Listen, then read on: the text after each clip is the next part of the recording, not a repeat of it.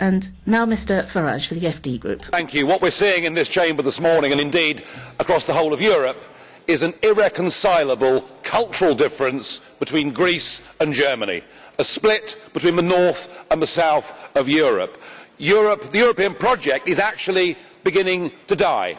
Nobody in this room will recognise that, but actually the peoples of Europe are saying we were never asked whether we wanted this. This has been foisted upon us. And we need to understand why EMU doesn't work.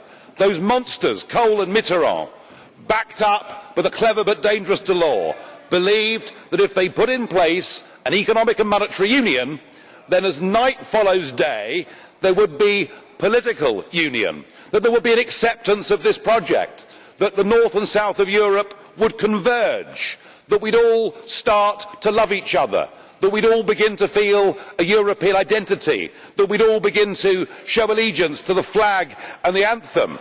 Those of us, of course, that criticised this were told that we were extremists and we lacked vision.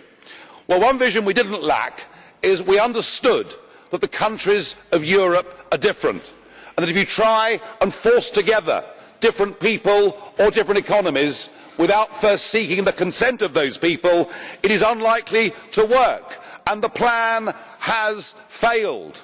This isn't just Greece we're talking about today.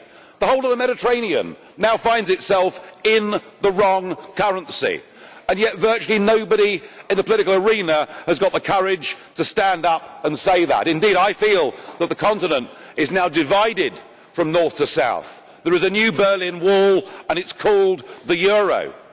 And the old enmities have been resumed.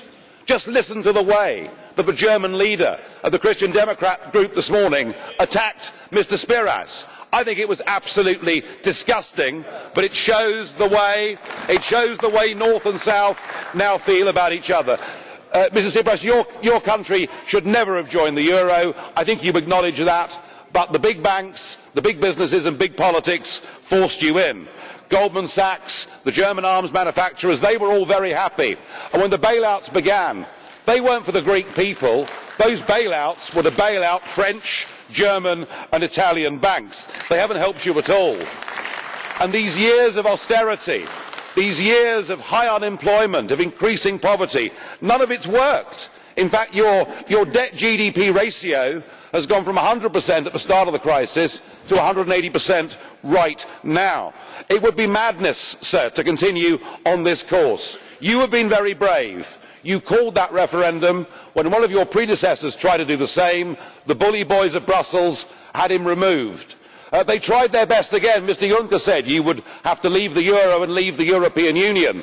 Even Mr. Schulz, the President of the Parliament, who one would have thought might be neutral, said that if the Greeks voted no, their power supplies may even go down. There were threats and bullying, but the Greeks stood firm. But, sir, you cannot have your cake and eat it. They will give you no more, these people. They can't afford to. If they give you more, they'll have to give other Eurozone members more. So your moment has come. And frankly, if you've got the courage, you should lead the Greek people out of the Eurozone with your head held high. Get back your democracy. Get back control of your country. Give your people the leadership and the hope that they crave. Yes, it'll be tough for the first few months, but with a devalued currency and with friends of Greece all over the world, you will recover.